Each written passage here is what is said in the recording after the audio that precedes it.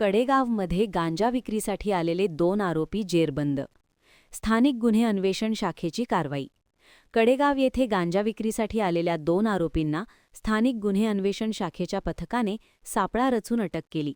आरोपींकडून गांजा व मोटारसायकल असा मुद्देमाल जप्त करण्यात आला आहे.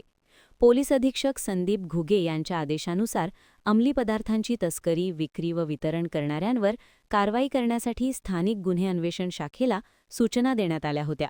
त्यानुसार पोलीस निरीक्षक संजीव झाडे यांच्या मार्गदर्शनाखाली सहाय्यक पोलीस निरीक्षक जयदीप कळेकर व पोलीस उपनिरीक्षक महादेव पोवार यांच्या पथकाने ही कारवाई केली.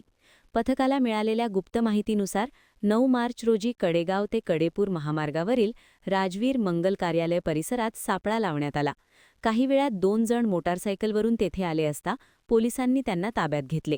चौकशीत त्यांनी आपली नावे विजय शिवाजी पवार वय 28 व अम्मी युनुस मुल्ला वय 32 अशी सांगितली.